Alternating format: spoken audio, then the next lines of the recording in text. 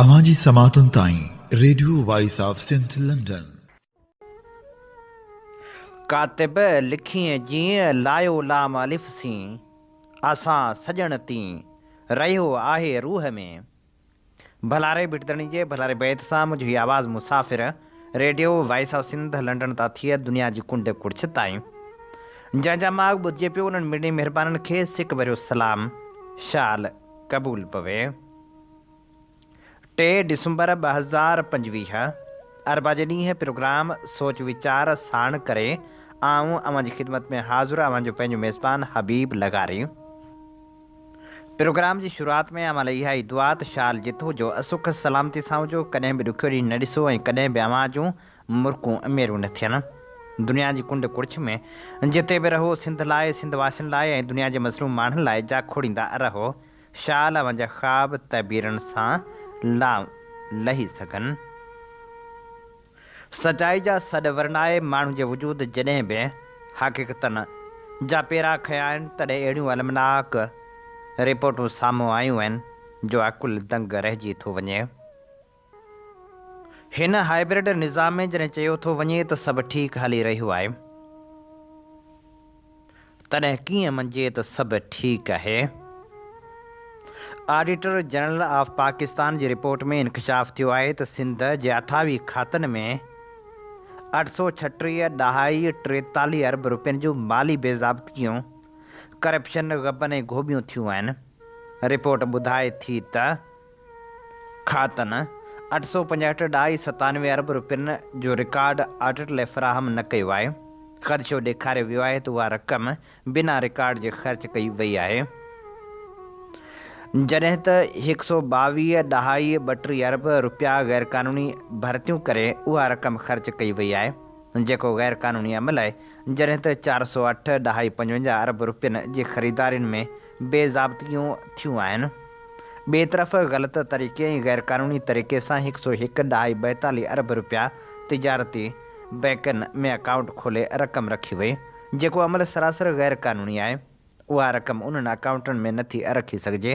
उहा रक़म उते रखी कामरनि माली फ़ाइदा हासिलु कया आहिनि, जॾहिं त 406.19 अरब रुपयनि जी रक़म ख़िदमतनि सर्विस जी आहे, जंहिंमें बदउनवानी कई वई आहे। रिपोर्ट में दावा कई वई आहे त कामरनि जे ऑपरेशनल नाअहली, इंतिज़ामी बदनज़मी ज़रिए क़ौमी नाणे खे नुक़सानु पहुचायो वियो आहे। हीअ त उहे बेज़ाब्तियूं आहिनि जेके रिपोर्ट थियूं आहिनि। इन खां अलावा केतिरी करप्शन जेका मंज़र आम ते नथी अचे। करप्शन जूं कहाणियूं कहिड़ियूं सले कहिड़ियूं सलजनि, हर पासे अजीब दास्तान आहिनि। हुकूमतूं आवाम खे के सहूलियतूं ॾियण लाइ कॾहिं बि कोशिशि न कंदियूं आहिनि। हाणे त शहरनि जे गटरनि जा ढक बि मौत जा खूह बणिजी विया आहिनि। कुझु ॾींहं अॻु लाड़काणे शहर जे खुलियल गटर में हिकु ॿारड़े जे किरण जो वाक़ियो थियो हो, ऐं वरी हिकु ॾींहुं पहिरियां कराची में हिकु ॿार खुलियल गटर में किरण सबबु हयाती वञाए वेठो। अहिड़नि वाक़ियनि जे दर्द तकलीफ़ ऐं अलमीअ खे हिकु त वालदेन महसूसु करे सघनि था, जिन ते अहिड़ा वाक़िया क़यामत बणिजी बर्पा थियनि था। ॿिया रत जा रिश्ता मिट माइट हूंदा जेके सदमनि में चूर हूंदा, ऐं टिया उहे दर्दमंद ऐं हसास इंसान हूंदा जेके ॿिए जे दर्द तकलीफ़ ऐं अलमीअ खे महसूसु करे सघंदा हूंदा। बाक़ी असांजा हुक्मरान जेके अहिड़नि वाक़ियनि जा सिधो या अणसिधो ज़िम्मेवार आहिनि, से उन्हनि वाक़ियनि ते अहिड़ो दर्द तकलीफ़ ऐं क़यामत महसूसु कनि था या न, उन बाबति कुझु चई नथो सघिजे, छाकाणि त संदन रवैयनि मां त घटि में घटि ईअं महसूसु नथो थिए, जॾहिं त हक़ीक़त में अहिड़नि वाक़ियनि ते सभ खां वधीक दर्द तकलीफ़ ऐं क़यामत हुक्मराननि खे ई महसूसु करणु घुरिजे। ऐं न रुॻो महसूसु करणु घुरिजे, पर अमली तौर खे न गटरनि में किरंदड़ ॿारनि जे वाक़ियनि खे रोकण जो फौरी इंतज़ाम बि करणु घुरिजे, जो आवाम जी जान, माल ऐं इज़त जे तहफ़ुज़ जी पहिरीं ऐं आख़िरी ज़िम्मेवारी हुकूमत जी हूंदी आहे।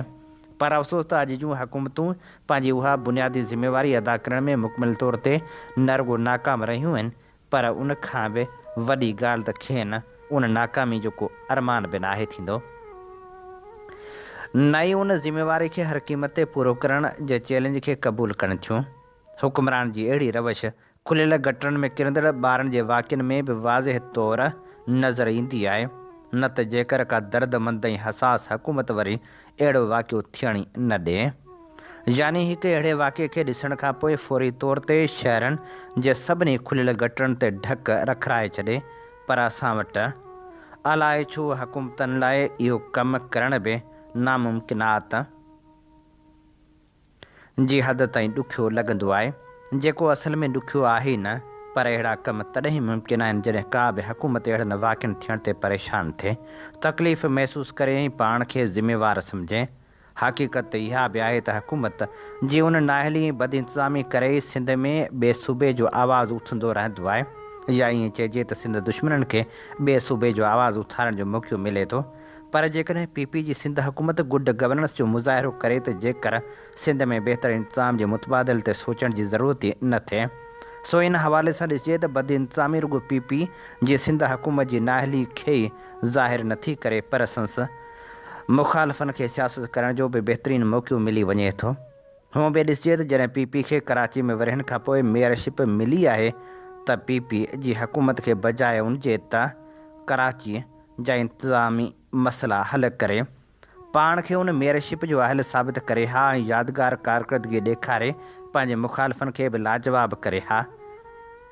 कराची में पंहिंजो वोट बैंक वधाए हा, पर उन पंहिंजी ख़राबु कारकर्दगी सां कराची जहिड़े इंटरनेशनल शहर खे बि सिंध नंढनि शहरनि जहिड़ो बणाए छॾियो आहे।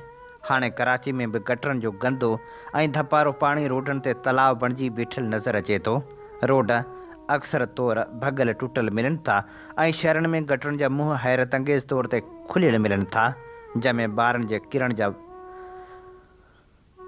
वाक़िया बि हाणे मामूल बणिजी विया आहिनि। उन सियासत जी रोशनी में ॾिसण इहो बि घुरिजे त छा वाक़ई बि सिंध हुकूमत खुलियल गटरनि ते ढकण ॾियण में इंतिज़ामी तौरु नाकाम वई आहे, या गटरनि जा ढक लाहिण जी का साज़िश थी रही आहे।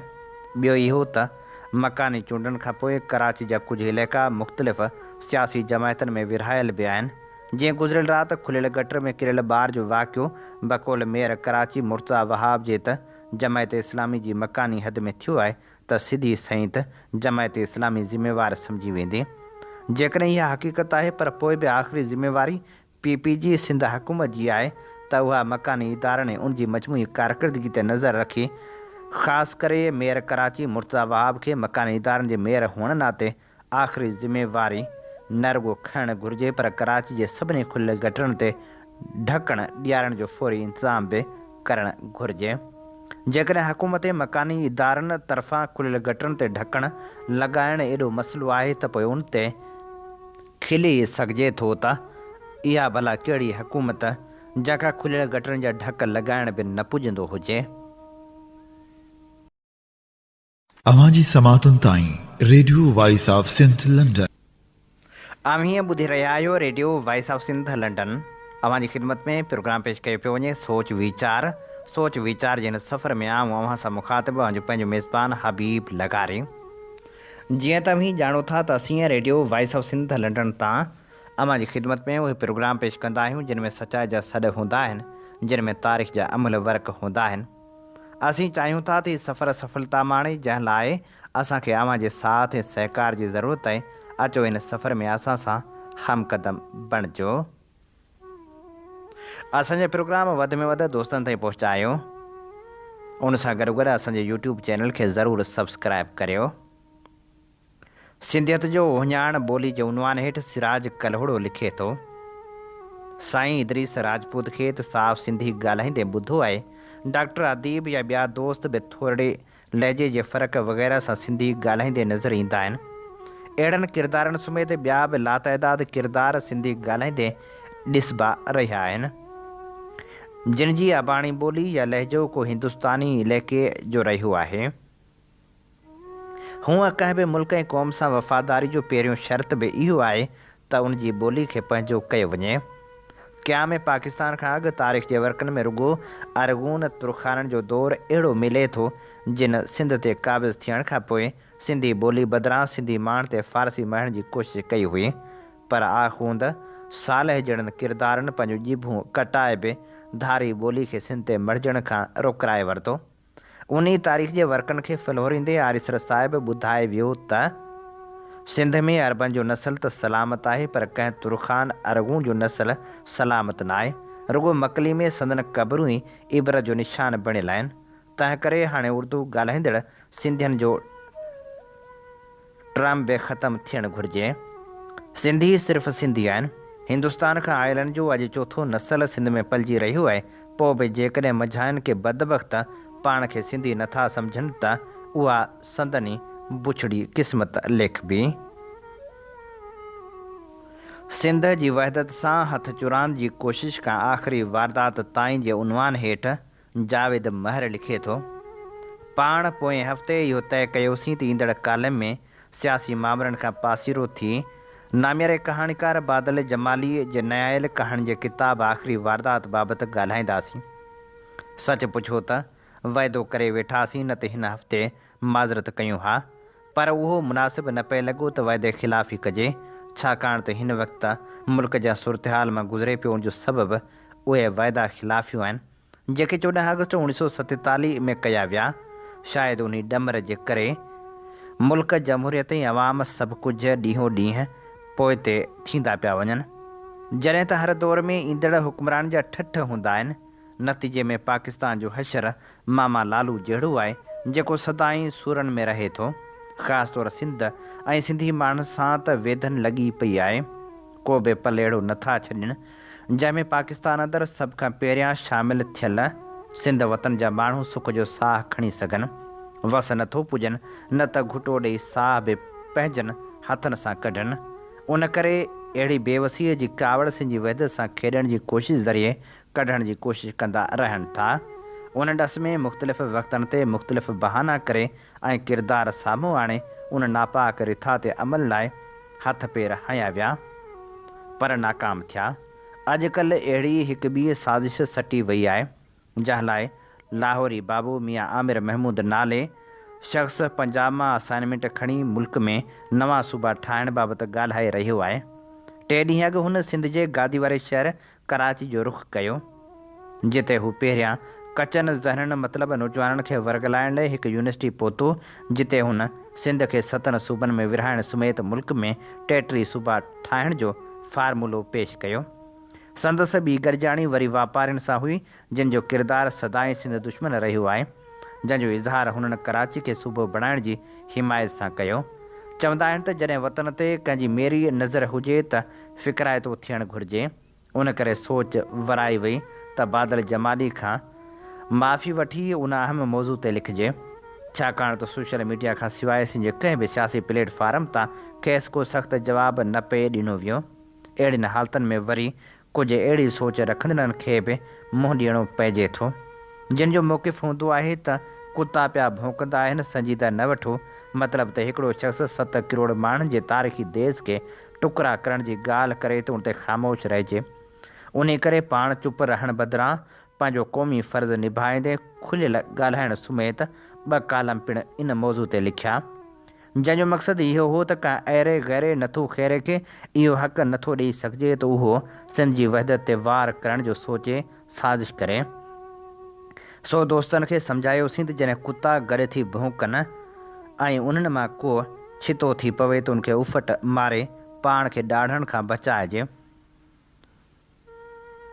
उन बुनियाद ते वाइदे ख़िलाफ़ जो सोचियो, पर कराची में साफ़ियुनि सां गॾिजाणी दौरान सुहेल सांगी, वस्तुल्ला ख़ान, मज़हर अब्बास, डॉक्टर जब्बार खटक, सईद खावर, इम्तियाज़ ख़ान फारान ऐं सईद सरबाज़ी तरफ़ां मियां आमिर महमूद खे सूबनि जी मुखालफ़त में ॾिनल जानदार जवाब बाद इरादो मुलतवी करे पंहिंजे वाइदे ते क़ाइमु रहण जो फ़ैसिलो कंदे किताब बाबति लिखणु शुरू कयो, जो दिलि मुतमइन थिए त सिंधी वहदत ख़िलाफ़ु ॻाल्हाईंदड़नि जो रस्तो रोकण वारा हाणे रुॻो सिंधी न आहिनि, पर उहे उर्दू सिराकी बलोच कलम धणी बि आहिनि, जेके वरियनि खां हिते रहंदे सिंध खे पंहिंजी माउ सम्झनि था, जंहिंजी झलक संदन सिंध दोस्त मौक़िफ़ मां चिटी नज़र आई।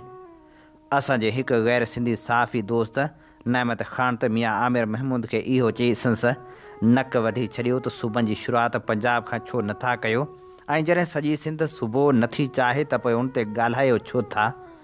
अहिड़े दिलि ख़ुशि कंदड़ जवाब बाद हाणे वाइदे ते अमल कंदे अचूं था बादल जमाली साहिब जे पधिरो थियल पंहिंजे किताब आख़िरी वारदात ॾांहुं। जंहिंजी महूर्ती तक़रीब कुझु ॾींहं अॻु अवामी प्रेस क्लब रज़ाकाबाद मलीर में थी। हिकु मुक़रर तौरु शिरकत करण सबबि किताब तकिड़ो अख मां कढणो पियो। मुताले मां ख़बर पई त बादल जमाली पाण त ॻाल्हाए थो, पर संस कहाणी जा किरदार बि ॻाल्हाइनि था। 10 कहाणियुनि ते ॿधल मजमूए जी हर हिकु कहाणी पढ़ण सां ईअं पियो लॻो त उन्हनि में कयल ॻाल्हियूं हर माण्हू जे अंदर जी तर्जमानी कनि थियूं, जंहिंजो इशारो सियासी समाजी अॻुवान ख़ुदा ॾिने शाह बोड मुतासिरनि बाबति लिखियल कहाणी घायल कीअं घारियां जो मिसाल ॾींदे चयो त कहाणी पढ़ी खेसि बोड वक़्तु पंहिंजे ॻोठ में लॻायल कैंप यादि अची वई, जिते बिल्कुलु ईअं थियो जीअं बादल जमाली बयानु कयो आहे। मथे अर्ज़ु कयो त किताब जी हर कहाणी किरदार ॻाल्हाए थो, पर हिन किताब जी सभ खां वधीक जानदार या खणी चइजे त किताब जो नक मल्हार फ़क़ीर लुंघे जी कहाणी आहे, जंहिंमें फ़क़ीर ऐं संस घरवारी मलूका विच में मकालमे बाज़ी वाह वाह कराए छॾे थी। मल्हार फ़क़ीर पंहिंजे मङण हारी सुञाणप सां प्यारु कंदड़ शख़्स आहे, जेको आख़िरी वक़्त ताईं दोहल खे सीने सां सांढे रखणु चाहे थो, पर खेसि उन वक़्तु अफ़सोस वराए वञे थो जॾहिं पीरसनी में बुख ऐं उञ विघे घरवारी जे ज़ोर भरण ते ॿाहिरि निकिरी दोहल वॼाए कुझु कमाइणु चाहे थो, पर संदसि तबियत ख़राब थी पवे थी। पोइ ॿिए ॾिहाड़े अहिड़ा हाल ॾिसी कुझु माण्हू हमदर्दी में खेसि कणक ॾियनि था, कुझु तंग नज़र उनखे पिनण वारो करार ॾेई मथां सख़्तु तनक़ीद ऐं ठठोल कनि था। जंहिं बाद हू घर पहुची ॾाढो रोए ऐं ज़ाल ते कावड़िजे थो त संस चवण ते ॿाहिरि निकिरण सबबि इहे मेहणा बर्दाश्त करणा पिया। उन कहाणी में तनक़ीद तनज़ ऐं कुझु मज़ाक़ सां सलाहियल डायलॉगनि समेत घणियूं विरायटियूं शामिल आहिनि। अॼुकल्ह सिंधी ॿोली में वधंदड़ बिगाड़ ते सभु परेशान आहियूं, पर बादल जमाली पंहिंजे कहाणियुनि में बहितरीनु ॿोली इस्तेमालु कई आहे, छाकाणि त हुन उहे लफ़्ज़ चवणियूं ऐं पहाका लिखिया आहिनि जेके अधु या मुनी सदी अॻु त आम तौरु किताब आणिबा हुआ, पर हिन वक़्तु को नौजवान शाइर अदीब लेखक ऐं साफ़ी नथो करे। फ़र्ज़ु कयो जेकॾहिं को करे बि थो त उन्हनि जा उचार कंहिं न्यूज़ एंकर फ़नकार ऐं होस जे वस जी ॻाल्हि न आहे। उन करे इहो चई सघिजे थो त कहाणियूं पढ़ण सां ॿोली बाबति ॼाण बि मिले थी त जुड़ फुड़ गुरगलव खोंघरा गीत खटमिठड़ो निंड जा घेरट गुघूंदाही पखियुनि जा छिड़ाट फुटियण जूं ॼोटियूं ऐं सरह फुलार जी पई छा आहे। किताब सिंधी ॿोलीअ जे अहिड़नि सवें निज लफ़्ज़नि सां भरियल आहे, उन करे इहो नई टही खे पढ़णु घुरिजे। ख़ासि तौरु उन्हनि मां कुझु कहाणियूं जेकॾहिं ड्रामनि तौरु पेश कजनि त सिंधी चैनल ते ड्रामनि जो किरंदड़ मयार बहाल थी सघे थो। किताब जो नालो हिकु कहाणी जे हिसाब सां आख़िरी वारदात आहे, पर दुआ कंदासीं त बादल जमाली साहिबु अहिड़ियूं वारदातूं तसलसल सां कंदो रहे, छाकाणि त उनमें सिंधी कहाणी ऐं ॿोली जो फ़ाइदो हुजण सां गॾु सिंध जे मसइलनि जी निशानदही बि थिए थी। अचो त सिंध जी वहदत सां हथ चुरांद कंदड़नि बाबति बि कहाणियूं लिखूं, ॿिए सूरत में फ़ोरू सिंध सां वारदातूं कंदा रहंदा। हीअ असीं अव्हां जी ख़िदमत में पेश करे रहिया हुआसीं जावेद महर जो लिखियल ख़ूबसूरत लेख। अव्हां जी समातुनि ताईं radio voice of Sindh London. हीअं ॿुधी रहिया आहियो radio voice of Sindh London. अव्हां जी ख़िदमत में प्रोग्राम पेश कयो पियो वञे सोच वीचार जे हिन सफ़र में आऊं अव्हां सां मुखातिबु आहियां पंहिंजो मेज़बान हबीब लगारे। साईं मुंहिंजा ज़हरीले पाणी जो समुंड में छोड़ ऐं आबीअ जीवत जी नस्ल कशी वारो अलमियो हाणे त ख़तमु थियण जो नालो ई नथो वठे। इन समूरी सूरत हाल ते ख़ूबसूरत लेखक जमील चांडियो लिखे थो। पाकिस्तान जे सभ खां वॾे शहर कराची, जंहिंजी आबादी जो काथो 3 करोड़ खां मथे आहे। सिंध जे गादी वारे शहर कराची जिते मसलनि जा अंबार आहिनि, उते कराची शहर जो सेवरेज जो पाणी जंहिंजा अंग अखर हिन रीत आहिनि। 470 मिलियन गैलन गटर जो पाणी बग़ैर कंहिं ट्रीटमेंट जे समुंड में छोड़ कयो वञे थो। ताज़ो माहीगीरनि जी वसंदी इब्राहिम हैदरी खां सामुंडी ॿेट भंडार ऐं डिघी वञण जो मौक़ो मिलियो। असां जीअं ई समुंड किनारे इब्राहिम हैदरी खां होड़े ते सवार थी ॿेटनि तरफ़ वधियासीं त समुंड अंदरि ॻिच एरिया कराची जे गटर वारे पाणी सां माहौल खे आलूदो करे रहियो। जीअं ई पोर्ट कासम क्रेक में दाख़िल थियासीं त गटर जे पाणी जो असरु ऐं बदबू पिया आई। कराची शहर जो रोज़ानो लॻभॻि 470 या 475 मिलियन गैलन फी ॾींहुं गटर जो पाणी पैदा थिए थो, जंहिंखे बग़ैर कंहिं ट्रीटमेंट जे मरीर जे इलाइक़े इब्राहिम हैदरी ऐं माड़ीपुरा वारे इलाइक़े मां गटर जे पाणी खे छोड़ कयो वञे थो, जंहिंसां आबी जीवत जी नस्ल कशी सां गॾोगॾु माहौलियाती आलूदगी, ख़ासि तौर ते मच्छी जो शिकार कंदड़ माहीगीर ऐं संदन वसनियुनि में रहंदड़ मुहाणनि में चमड़ी ऐं साह जे बीमारियुनि कर खंयो आहे। गटर जे पाणी जो इलाज ट्रीटमेंट लाइ मुनासिब अमलनि मां गुज़रणो ज़रूरी हूंदो आहे, पर उन ते अमल दरामद नथो कयो वञे। समुंड में जेको पाणी छोड़ थिए थो उन में मलीर ऐं कोरंगी सनती एरिया मां कीमियाई ऐं ज़हर आलूद पाणी फज़लो सुमेत पोर्ट कासम जे बहरी जहाज़नि जी गदलाइण बि समुंड में छॾी वञे थी। केमिकल वारे पाणी जिते इंसानी आबादियुनि खे छीहो रसायो आहे, उते आबी जीवत जी तमामु घणी नस्ल कशी थिए थी। माहीगीर तनज़ीम जे अॻुवाण सैयद कमाल शाह यूनस ख़ासखिली जो चवणु आहे त कराची जे गटर जो पाणी समुंड में उछलाइण सबबि हिकु तरफ़ इंसानी ज़िंदगियूं दाव ते लॻल आहिनि, त ॿिए तरफ़ माहीगीर पंहिंजे गुज़र सफ़र जो ज़रियो जेको मच्छी मारण सां वाबस्ता आहे, तंहिंखे तमामु घणो नुक़सानु रसियो आहे। असां सूबाई तोड़े वफ़ाक़ी हुकूमत खे केतिरा भेरा तहरीरी तौर ते हिन संगीन ऐं गंभीर मामले ते ध्यानु छिकायो आहे, पर उनजो को बि खड़तेल न निकितो आहे। समुंड में सेवरेज जे पाणी जी तेज़ी सां दाख़िला वारी सूरत हाल बाद मच्छी ऐं आबी जानदार झींगा सिपियुनि जी तेज़ी सां नस्ल कशी थी रही आहे। समुंड मां हासिल थींदड़ मच्छी जो सालियानो अफ़ज़ूदगी फ़क़्ति 0.88% रही, जॾहिं त अंदरिएं मुल्क मच्छियुनि जी पकड़ में औसत 3.55% जो इज़ाफ़ो थियो आहे, जंहिंजी भेट में समुंड मां मच्छी जी कुदरती वाध खे केमिकल ऐं गटर वारे सेवरेज वारे पाणी शामिल थियण सबबि रुकावट थी आहे। हीअ असीं अवां जी ख़िदमत में पेश करे रहिया हुआसीं जमील चांडी जो लिखियल लेख। इहो बि सच आहे त औरतुनि खां सवाइ हर सियासी जदोजहद अणपूरी हूंदी आहे। औरतुनि जी जदोजहद बाबति ख़ूबसूरत लेखिका पारस भट्टी लिखे थी। 27वीं तरमीम सिंध जे विरहाङे जी साज़िश, कारपोरेट फार्मिंग, कारोकारी ऐं सिंध जे पाणी ते धाड़नि ख़िलाफ़ उभ ॾारींदड़ नारा, औरतुनि जो समुंड धरती सां बेपनाह मोहबत, ॿधी इतिहाद ज़ाब्तो, हैदराबाद जे सिटी गेट खां एशिया जी वॾी औरताणी तनज़ीम सिंधियाणी तहरीक जी रैली जो सफ़र शुरू थियो, जंहिंमें मुकमल डिसिप्लिन सां औरतुनि, मर्दनि, ॿारनि, निढनि, वॾनि धरती जे वसीलनि ख़ातिर रोडनि ते पंहिंजी गूंजार वसीले हुकूमत खे ॿुधाए छॾियो त हूअ तव्हांजे ठाहियल सिंध दुश्मन साज़िशुनि खे कॾहिं बि कामयाबु थियणु न ॾींदा। उन्हनि समूरनि में रसूल बिशपली जे साहिब जो अक्स जरकी रहियो। सिंधियाणी तहरीक हर दौर में मैदान अमल में रही इहो साबित कयो आहे त हू सिंध धरती ते लॻंदड़ धाड़नि, कारपोरेट फार्मिंग, मैदनी वसीलनि जी फुरमार, कारोकारी जहिड़ियुनि कुझनि रस्मनि ख़िलाफ़ पहाड़ बणिजी आॾो आई आहे।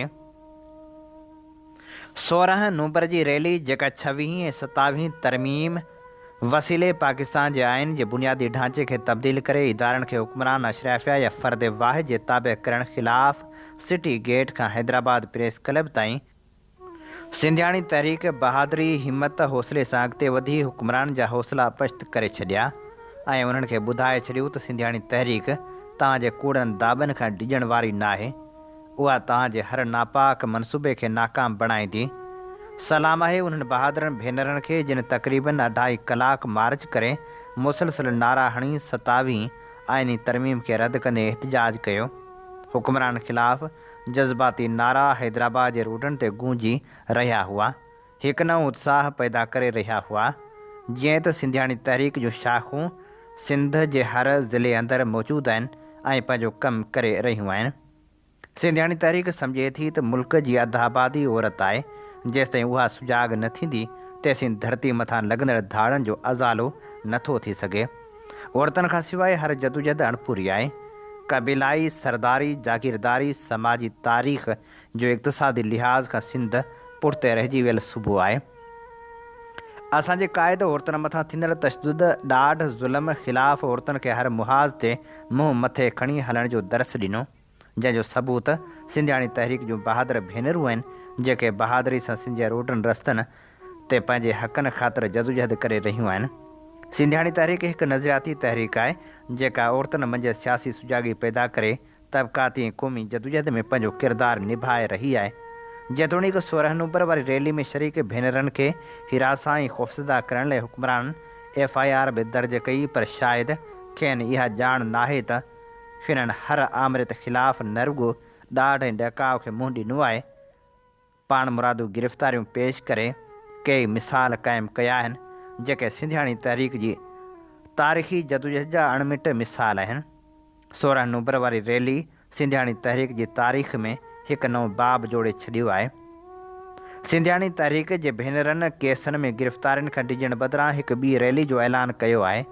21 डिसंबर ते अवामी तहरीक ऐं सिंधियाणी तहरीक तरफ़ां लाड़काणे में रैली जो ऐलान कयो वियो आहे। सिंधियाणी तहरीक जी पुरअमन जमहूरी जदोजहद हिकु मिसाली जदोजहद आहे। रखूं था बेडपियूं दिलियूं वधी अचो ए मुश्किलूं त शौक़ सां गले मिलूं त शौक़ सां गले मिलूं। हीअ असीं अवांजे समातनि जी नज़र करे रहिया हुआसीं पारस भट्टी जो लिखियल ख़ूबसूरत लेख। अवांजी समातुनि ताईं radio voice of Sindh program सोच वीचार में हाणे हिकु रोल मॉडल जो ज़िक्र कंदा हलूं जंहिंजो नालो आहे अरुणा हुसैन। असीं अवांजे समातनि जी नज़र करियूं था अरुणा हुसैन जो तारुफ़ जेको लिखियो आहे विष्णे मल।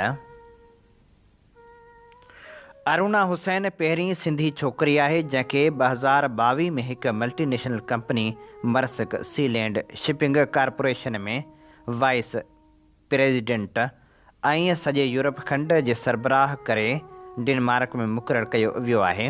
उनखां अॻु हूअ 3 साल पाकिस्तान में उनजी मैनेजिंग डायरेक्टर जे उहिदे ते फ़ाइज़ हुई। उनखां पहिरीं हूअ 2008 में निंढी चीफ एग्ज़ीक्यूटिव ऑफिसर हुअण जो एज़ाज़ पिणु हासिल करे चुकी आहे। अरुणा हुसैन पाकिस्तान जी पहिरीं छोकिरी ऐं सिंधियाणी आहे जंहिं मार्केटिंग जे मैदान में अहिड़ी अहम ज़िम्मेवारी हासिल कई। 2007 में जॾहिं खेसि कंट्री मैनेजर जो उहिदो मिलियो त केतिरा साल पाकिस्तान सां गॾु अफ़गानिस्तान में बि कंपनी जे सरगर्मियुनि जी ज़िम्मेवारी मथसि हुई, जंहिंखे हूअ 100 माण्हुनि ते मुश्तमिल टीम जे सरबराह जी हैसियत में निभाए तरक़ी करे पहिरीं ॾखण एशिया जे मुल्कनि ऐं पोइ विच ओभर जे कुझु मुल्कनि जे लाइ चीफ ऑपरेशन ऑफिसर तौरु मुक़ररु कई वई। 2011 में हूअ ऑस्ट्रेलिया शिफ्ट थी जिते हुन वायफेयर ऑनलाइन मार्केटिंग कंपनी में सीनियर डायरेक्टर जो उहिदो माणियो। 2016 में पाकिस्तान मोटी आई ऐं अची साॻी कंपनी जॉइन कयाई। अरुणा हुसैन जो जनमु 1 डिसंबर 1977 ते सिंध जे नामवर इल्मी अदबी घराणे में थियो। अब्दुल हुसैन सराई ऐं डॉक्टर फ़हमीदा हुसैन जे घर में जनमु वठंदड़ हिन न्याणी शुरूआती तालीम सेंट जोसेफ स्कूल मां वरिती।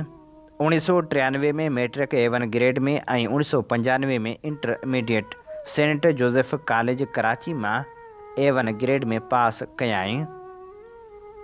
उन बाद अरुणा हुसैन बिज़नेस एडमिनिस्ट्रेटर में मास्टर्स करण लाइ IBA कराची में दाख़िला वरिती, जितां हुन MBA जी डिग्री साल 2000 ईस्वी में इम्तियाज़ी नंबरनि सां हासिल कई। शुरूआत में अरुणा कुझु अरसो हिकु एडवर्टाइज़िंग कंपनी में मुलाज़मत इख़्तियार कई। बाद में जॾहिं शिपिंग जी दुनिया जे वॾे में वॾी कंपनी AP मोलर में शमूलियत इख़्तियार कयाई त संदसि चूंड डेनमार्क में थींदड़ 2 सालनि जे तरबियती कोर्स लाइ पिणु थिए, जिते 400 खां वधीक ट्रेनिज़ जे ग्लोबल बेंच मां हू टॉप 10 कैटेगरी में पहुती ऐं इम्तियाज़ी नंबरनि सां उहो कोर्स पास करण खां पोइ संदसि पोस्टिंग 2 सालनि लाइ लंडन में असिस्टेंट मैनेजर मार्केटिंग तौरु कई वई, जिते हू 2003 खां 2005 ताईं रही। उनखां पोइ पाकिस्तान में मार्केटिंग मैनेजर तौरु 2 साल कमु करण दौरान संदसि आला कारकर्दगी ऐं क़ाइदानी सलाहियतुनि खे ॾिसंदे 2007 में मरसिक लॉजिस्टिक्स में खेसि कंट्री मैनेजर तौरु मुक़ररु कयो वियो। उन कंपनी में संदसि कोशिशनि जे नतीजे में एतिरी तरक़ी थी जो उनखे डेमको पाकिस्तान जे नए नाले सां सुञाणप ॾेई 2008 में खेसि उनजो चीफ एग्ज़ीक्यूटिव ऑफिसर मुक़ररु कयो वियो। अरुणा उन सां गॾोगॾु 2009 में कंपनी जे ग्लोबल सेटअप में पिणु डायरेक्टर मुंतख़िब थी। जॾहिं त हूअ 2008 खां डेमको बांग्लादेश जे बोर्ड ऑफ डायरेक्टर्स जी मेंबर पिणु रही आहे। हू ट्रेनिंग तोड़े कंपनीअ जे मीटिंगनि लाइ दुनिया जे मुख़्तलिफ़ मुल्कनि में पाकिस्तान जी नुमाइंदगी पिणु कंदी रही आहे, जिन में Denmark, England, Bangladesh, Hong Kong, Singapore ऐं दुबई वग़ैरह शामिल आहिनि। संदसि शादी 2008 में थी। खेसि हिकु धीउ नूरी आहे। पाण हिन वक़्तु डेनमार्क में रहे थी। हीअ असीं अवां जी ख़िदमत में पेश करे रहिया हुआसीं मार्केटिंग जे शोबे में पाण मंझराईंदड़ अरुणा हुसैन जो तारुफ़, जेको लिखियो हो विष्णे मल। इन ताईं प्रोग्राम सोच वीचार जो वक़्तु पुॼाणी ते पहुचे थो। पंहिंजे मेज़बान हबीब लगारी खे ॾींदा इजाज़त।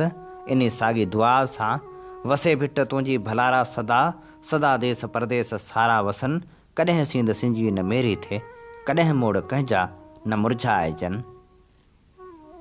अवां जी समातुनि ताईं radio voice of Sindh London